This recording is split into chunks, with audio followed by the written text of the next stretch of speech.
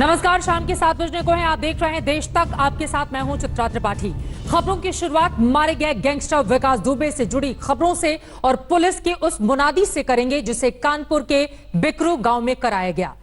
Police वाले लोगों में भरोसा जता रहे हैं कि बिकरू में दहशत का समय अब खत्म हो चुका है और असली विकास की शुरुआत हो चुकी है। इसके लिए बाकायदा पुलिस ने मुनादी करवाई है। ये रिपोर्ट देखिए। के एनकाउंटर के अगले ही रोज बिकरू गांव की तस्वीर बदली हुई है। गांव में रैपिड एक्शन फोर्स की टीम तैनात हो गई है और पुलिस गांव में मुनादी कर रही है कि 2 जुलाई की रात पुलिस से छीने गए हथियार अगर किसी के पास हों तो जमा कर दें। जिस भी सज्जन को इन हथियारों की सूचना, हथियार कहाँ रखे गए हैं या किसके पास है, वो 24 घंटे के अंदर पुलिस को सूचित कर दें। विकास दुबे के ढाए गए किलेनुमा मकान का मलबा अभी भी यहाँ बिखरा पड़ा है। ईंटों के ढेर, मकान के टूटे हुए हिस्से, सब कुछ अभी भी ज्यों का त्यों है। गांव में एक अजीब सा सन्नाटा नजर आ रहा है। पुलिस की मौजूदगी है लेकिन लोग संदेह से भरे हुए हैं कि आगे क्या होगा। ग्रामीणों को शक है कि पुलिस कहीं विकास का बदला उनसे न निकाले। इस महिला की सुनिए जिनका पति शूटआउट के बाद से गायब है। हमें किसी से भय नहीं था। हम तो अभी 1 साल हुआ यहाँ आए हुए। हमें तो तब सही लगेगा जब हमारे हस्बैंड तो रोज जॉब करने वाले हैं, जॉब करके अपनी फैमिली में मस्त रहने वाले हैं। अब उनको अगर बिना कुछ इंक्वायरी करे उनको कुछ कर दिया गया तो हम लोग कहाँ जाएंगे। लेकिन पुलिस सबको आश्वस्त कर रही है, बिकरू से आतंक का राज खत्म हुआ, लोग बेफिक्र रहें। हम लोगों को कर रहे हैं, ये आपके लिए कर रहे हैं। आपके मन से वो डर खत्म होना चाहिए, आपके मन से वो भय खत्म होना चाहिए, ठीक ना? हाँ बिल्कुल, कोई घबराने कोई डरने की जरूरत नहीं है।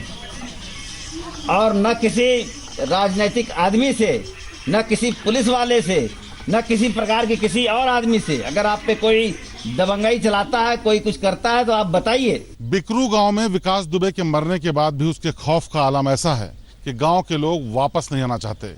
इसके लिए पुलिस वालों को बाकायदा मुनादी करवानी पड़ी कि जो भी लोग जहां हों वापस लौट आएं, क्योंकि विकास दुबे मारा जा चुका है। ऐसे में आप अंदाजा लगा सकते हैं कि जब वो जिंदा था तो क्या आलम रहा होगा और कैसे विकास दुबे अपनी सत्ता को गांव ही नहीं बल्कि पूरे कानपुर में चलाता था। पुलिस की कोशिश रंग लाने लगी है। लोग अपने साथ हुए जुल्मों का हिसाब लेने के लिए मुंह खोलने लगे हैं। इस ग्रामीण की सुनिए, इसकी पुश्तैनी जमीन विकास दुबे ने हथिया कर किसी और को दे दी थी। हमारी जगह तुमको दिला दी, किसी और को दिला दी जबरदस्ती? हाँ। किसने दिला दी जबरदस्ती? विकास दुबे ने। विकास दुबे ने। हाँ। तो आपने उससे पहले कुछ कहा नहीं था किसी से? अगर कहते तो मारे जाते हम। डर खत्म हो गया जो डर? हाँ, कुछ भय तो खत्म है। जैसा किया वैसा भरा उसमें, हम और क्या। पुलिस लोगों को भरोसा दिला रही है कि जिस किसी भी जमीन या संपत्ति विकास दुबे ने हथियाई है उसके बारे में वो लिखित शिकायत दर्ज कराएं। सबकी सुनवाई होगी, सबके साथ इंसाफ होगा। किसी की जमीन कब्जा करा के किसी को दे दिया गया, किसी का लोन लेकर के उसको दूसरे के नाम ट्रांसफर कर दिया गया, तो इन सबसे एप्लीकेशन लेकर के संबंधित अधिकारियों को दिया जाएगा और इसके संबंध में वैधानिक कार्रवाइयां जो होगी करके उनको वापस कराया जाएगा। ऐसी बात है कि सबके मन में एक खौफ, एक डर रहता है। उन सब चीजों को निकाल करके हम लोग एक इस बिकरू गाँव को एक नए रूप में, नए तरीके से ले चल रहे हैं। बिकरू गांव से आतंक का राज खत्म हुआ है। ये नया सवेरा है। हर गांव, हर कस्बे में यही भाव जाना चाहिए कि अब इंसाफ का राज होगा। शिवेंद्र श्रीवास्तव, बिकरू गांव, कानपुर देहात, आज तक। 19 जून को विकास एक शादी में मस्ती में झूम रहा है। गाना बज रहा है, आपका क्या होगा जनाबे आली। लेकिन जनाबे आली को यह नहीं पता था कि 21 दिन के बाद वो पुलिस की गोली का शिकार होने वाला है। बताया जा रहा है ये शादी विकास के गुर्गे दयाशंकर की भतीजी की थी, जिसमें विकास अपने गैंग के साथ डांस कर रहा है, जिसमें ज्यादातर लोग अब ढेर हो चुके हैं। अपनी तो जैसे रहा है गैंगस्टर अपने गुर्गे की शादी की खुशी में नाच रहा है। वीडियो में देख सकते हैं विकास दुबे को नाचते हुए। उसके साथ अमर दुबे भी नाच रहा है। वही अमर दुबे जिसे विकास का दायां हाथ कहा जाता था, जो हमेशा विकास के साथ कवच की तरह चिपका रहता था। क्या सटीक गाना है इन तीनों पर, आपका क्या होगा जनाबे आली। लेकिन मस्ती में झूम रहे विकास दुबे को कहां पता था कि उसका क्या होगा। उसे क्या पता था कि उसका एनकाउंटर होने वाला है।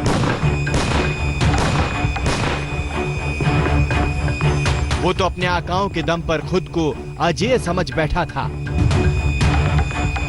विकास दुबे, अतुल दुबे, अमर दुबे, इस वीडियो से जुड़े तीनों नाम अब इस जिंदगी से मिट चुके हैं। 2 जुलाई को बिकरू गांव में शूट आउट के बाद विकास का जो गुर्गा सबसे पहले मारा गया था वो अतुल दुबे ही था। पुलिस ने 3 जुलाई के तड़के बिकरू के जंगल में एनकाउंटर किया था। उस एनकाउंटर में विकास का मामा और अतुल दुबे मारा गया था।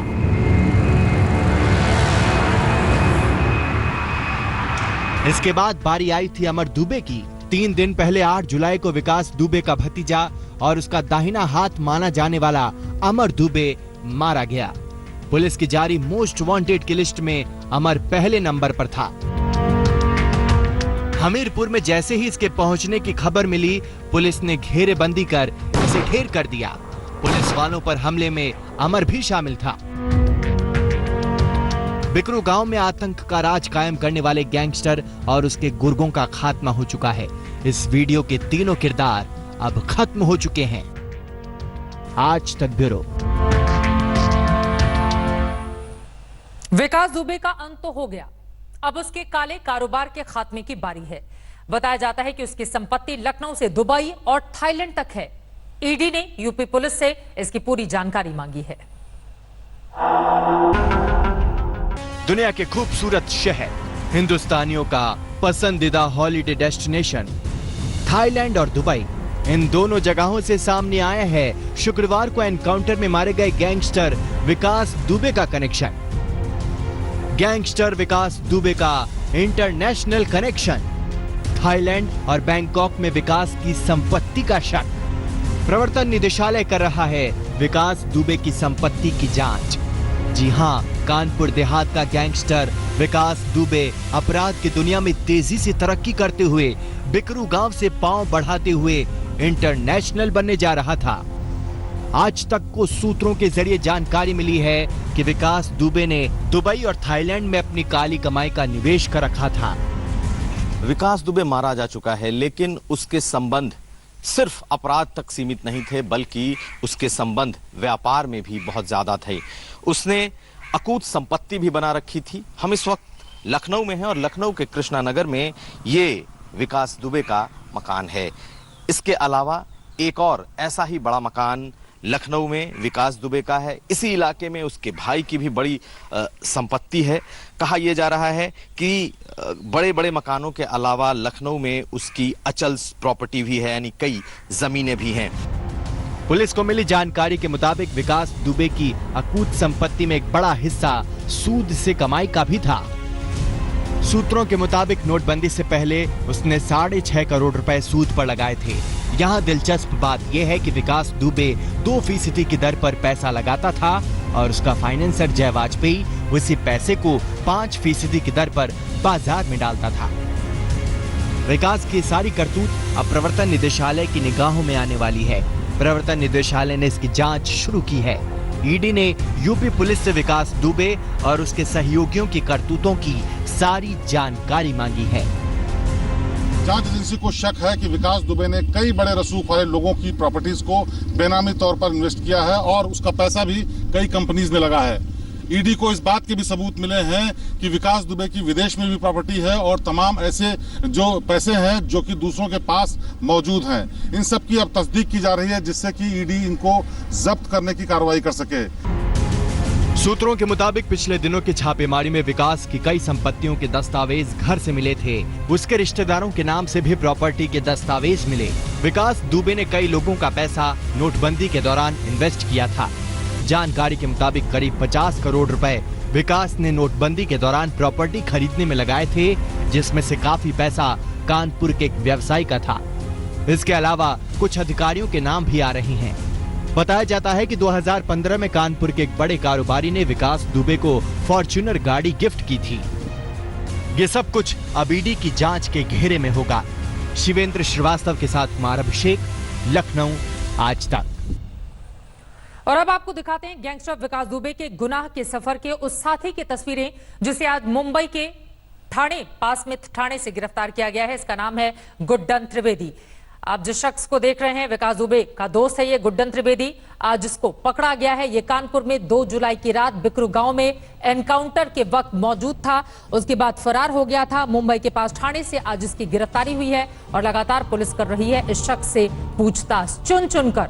आपको बता दें, एक तो 21 नामजद अपराधियों की लिस्ट तैयार की गई थी और वहीं 50 से 60 ऐसे भी थे जिनकी तलाश लगातार पुलिस की ओर से की जा रही है। लेकिन फिलहाल गुड्डन त्रिवेदी, जिसकी आज गिरफ्तारी ठाणे से हो गई है और अब इससे की जा रही है पूछताछ। और अब हम आपको सुनाते हैं उस जाबाज पुलिस एसएचओ कौशलेंद्र सिंह का एक्सक्लूसिव इंटरव्यू जो 2 जुलाई को विकास दुबे के खिलाफ एनकाउंटर में शामिल थे। उनसे खास बातचीत की है हमारे संवाददाता अरविंद ओझा ने। सुनिए। कानपुर के बिकरू गांव में 2 जुलाई को कुख्यात विकास दुबे से पुलिस वालों की मुठभेड़ हुई और उस ऑपरेशन को लीड कर रहे थे एसएचओ बिठूर कौशलेंद्र सिंह। विकास दुबे अब मारा जा चुका है। कौशलेंद्र जी के टीम में जो 4 पुलिसकर्मी थे वो भी शहीद हुए थे। हम सीधे बात करते हैं। सबसे पहले तो सर, विकास दुबे का इनकाउंटर हो चुका है, कैसा लगा?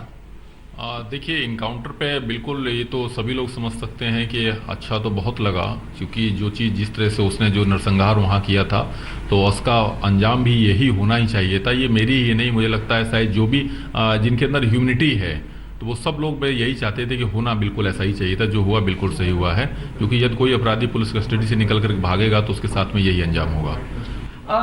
हमें जानकारी मिली कि प्रभात ने पूछताछ में खुलासा किया था कि कुछ पुलिस वालों ने जब घिर गए थे तो खुद को सरेंडर भी किया कि मतलब हमें न मारो, और कुछ के आंसू भी हो गए थे जिस तरीके से, जिस बेरहमी से हत्याकांड को अंजाम दे रहे थे। हाँ, बिल्कुल। ये भी मुझे सोशल मीडिया के माध्यम से ही, मीडिया के माध्यम से पता लगा कि इस तरह का इंसिडेंस वहाँ हुआ था, लेकिन इसके बावजूद भी उन लोगों ने उन लोगों के ऊपर बिल्कुल भी रहम नहीं किया। तो मुझे नहीं लगता है कि उस टीम का, मतलब उनके विकास दुबे की टीम के कोई व्यक्ति रहम का पात्र है। तो जब आप टीम लीड कर रहे थे, आपके अंतर्गत आने वाले, चूंकि आप यहाँ से काफ़ी डिस्टेंस है बिकरू गांव का, तो आपकी टीम भी यहाँ से गई हुई थी, पूरी लीड कर रहे थे आप, तो आपकी टीम के कितने लोग शहीद हुए? मेरी टीम के टोटल 4 लोग शहीद हुए थे, जिसमें एक चौकी इंचार्ज अनूप सिंह और उसके बाद में 3 कांस्टेबल थे। हम अपनी टीम को लेकर के यहाँ से 10 लोगों की टीम को लेकर के निकले थे, लेकिन चूंकि बात ये थी, चूंकि एसओ चौबेपुर द्वारा जो है मुझे कोई जानकारी नहीं दी गई थी, मात्र उन्होंने इतना बताया था कि एक दबिश जानी है और उसमें जो है मेन जो है वो लीड करेंगे सीओ बिल्हौर साहब। तो हम लोग इसी चीज़ पे गए हुए थे। जैसे वहाँ पहुँचे तो वहाँ से 200-250 मीटर पहले हम लोगों ने गाड़ी खड़ी कर दी थी, और जो भी कुछ हुआ वो सब चीज़ें हमारी बिल्कुल, मतलब हम लोग मेंटली तौर पे बिल्कुल भी प्रिपेयर नहीं थे। वहाँ जो भी, चूँकि हम लोग जेसीबी को पहले क्रॉस कर गए, चूँकि सबसे आगे चौकी इंचार्ज अनूप और उसके बाद में फिर मैं और मेरी टीम थी, तो इसी वजह से क्या है ना, चूँकि मेन जो है सबसे पहला अटैक जो है हमारे ऊपर ही हुआ, तो उस अटैक की वजह से ही जो है हमें 4 लोगों की शहादत देनी पड़ी वहाँ पे। कानपुर के गैंगस्टर विकास दुबे पर एमपी की सियासत भी गर्मा गई है। विकास दुबे महाकाल मंदिर में दिखा था, अब कांग्रेस ने गंगा जल छिड़ककर मंदिर का शुद्धिकरण करा है। पूर्व मंत्री सज्जन सिंह वर्मा और कांग्रेस के दूसरे नेताओं ने मंदिर के गेट पर गंगा जल का छिड़काव किया है। इसी मंदिर में विकास दुबे गया था और वहीं से पकड़ा गया। ये 2 तस्वीरें आपके सामने हैं। आपको बता दें, मंदिर में विकास दुबे, तकरीबन जितने सीसीटीवी कैमरे लगे हुए हैं ज्यादातर में वो दिखाई देता है। वहीं दूसरी तरफ अब गंगा जल से शुद्धिकरण यहां पर कर रही है कांग्रेस पार्टी, यानी कि कुल मिलाकर विकास दुबे पर मध्य प्रदेश से लेकर यूपी तक सियासत गरमाई हुई है। कांग्रेस के अपने आरोप, बीजेपी के अपने तर्क। गैंगस्टर पर गरमाई हुई सियासत कहां पर जाकर थमेगी, अपने आप में बड़ा सवाल है। लेकिन अब कुछ और खबरों की ओर हम नजर डालेंगे। बात अब राजस्थान में मचे सियासी घमासान की, जिसमें एक बड़ा ट्विस्ट सामने आया है। विधायकों को लालच देने के मामले में बीजेपी के 2 नेताओं को गिरफ्तार किया गया है। वहीं पूरे मामले पर सीएम गहलोत और डिप्टी सीएम सचिन पायलट के बयान दर्ज होने हैं।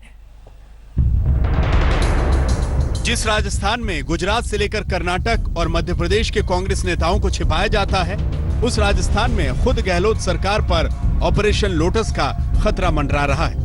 राजस्थान में मुख्यमंत्री अशोक गहलोत की सरकार को गिराने की साजिश में स्पेशल ऑपरेशन ग्रुप यानी एसओजी ने बीजेपी के 2 नेताओं को गिरफ्तार किया है, जिन पर कांग्रेस नेताओं को लालच देने का आरोप है। वहीं एंटी करप्शन ब्यूरो ने 3 निर्दलीय विधायकों के खिलाफ विधायक खरीद फरोख्त की शिकायत दर्ज की है।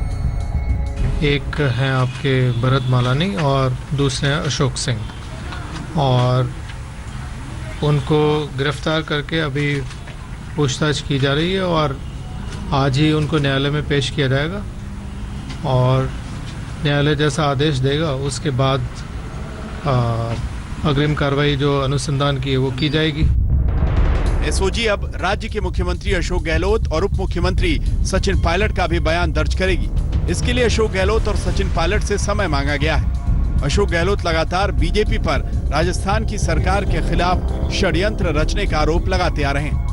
बीजेपी के नेताओं ने तो मानवता और इंसानियत की सारी हदें पार तोड़ दी है। सरकार कैसे घिरे, किस प्रकार से तोड़फोड़ करे, खरीद फरोख्त करे,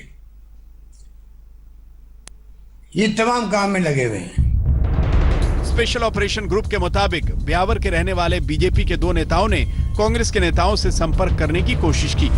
कांग्रेस विधायक रमीला खड़िया से इनकी बातचीत टेप की गई है। इसमें कहा जा रहा है कि मुख्यमंत्री अशोक गहलोत और उप मुख्यमंत्री सचिन पायलट में झगड़ा है। सचिन पायलट मुख्यमंत्री बनना चाहते हैं और ऐसे में विधायकों के खरीद फरोख्त से हम अच्छी कमाई कर सकते हैं।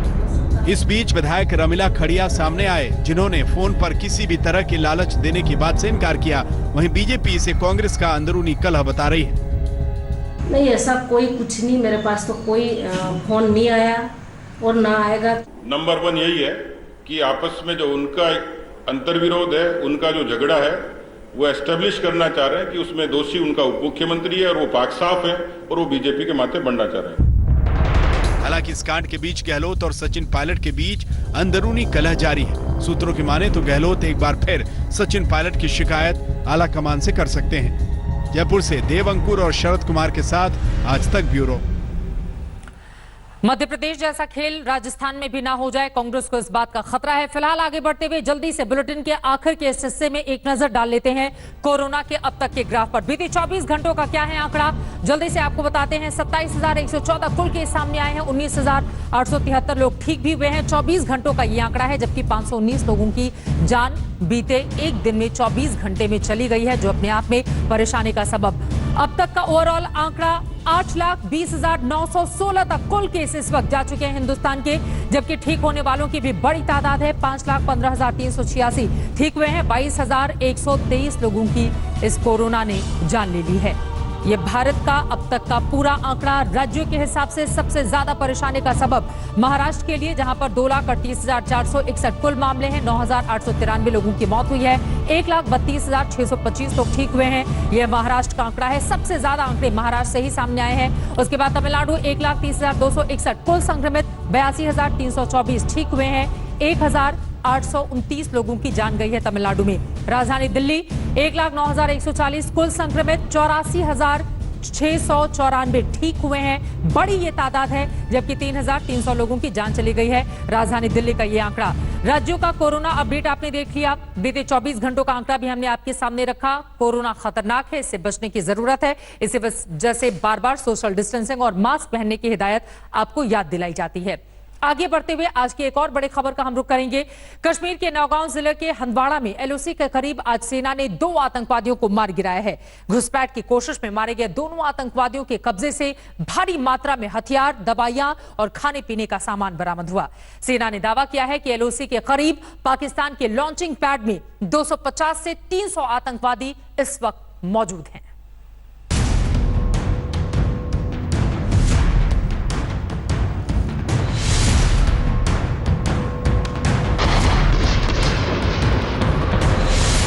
ये तस्वीरें एलओसी के पास हंदवाड़ा इलाके की हैं, जहां सेना का जबरदस्त सर्च ऑपरेशन चल रहा है। यहां पाकिस्तान परस्त कई आतंकियों के छुपे होने की आशंका है, जो कश्मीर में दाखिल होने के फिराक में हैं। तड़के सेना ने एक ऑपरेशन के दौरान 2 पाकिस्तानी आतंकियों को यहां मार गिराया। दोनों आतंकी एलओसी पर बनी पाकिस्तानी पोस्ट से भारत की सीमा में दाखिल होने की फिराक में थे। नियंत्रण रेखा पर कुपवाड़ा जिले के नौगाम सेक्टर में सेना ने घुसपैठ की एक बड़ी कोशिश को विफल कर दिया है। आज सुबह जब नियंत्रण रेखा पर पाकिस्तान की ओर से घुसपैठ की कोशिश हुई तो सेना ने वहां पर उन घुसपैठियों के खिलाफ कार्रवाई करते हुए 2 घुसपैठियों को मार गिराया, जबकि कुछ और घुसपैठिए इलाके में छुपे हो सकते हैं। यही कारण है कि सेना ने पूरे इलाके में महातलाशी अभियान शुरू किया है। बाज नहीं आ रहा आतंकिस्तान। एलओसी पर लॉन्च पैड में मौजूद हैं 300 आतंकी।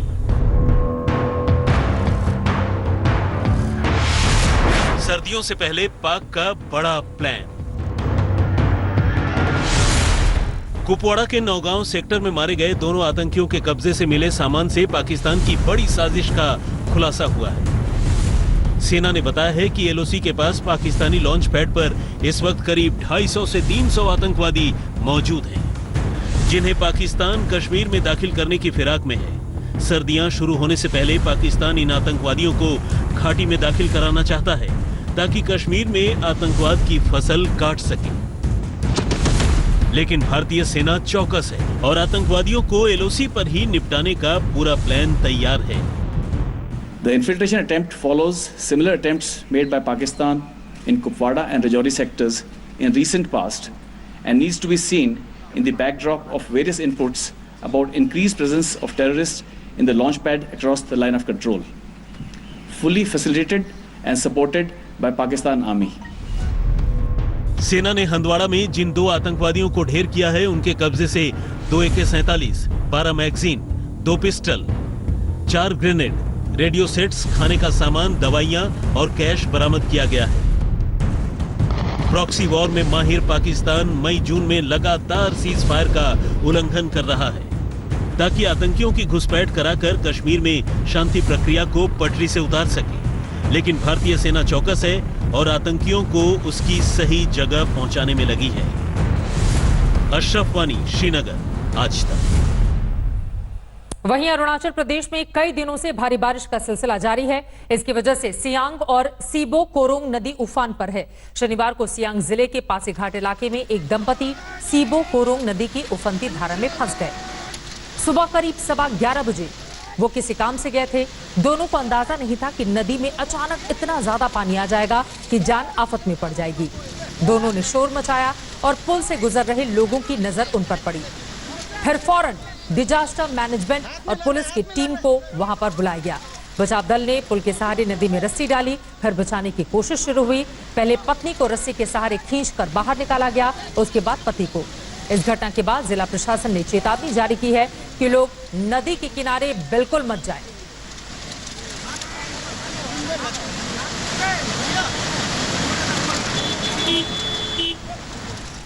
नमस्कार, मैं हूं अंजना ओम कश्यप। हमें उम्मीद है ये वीडियो आपको पसंद आया होगा।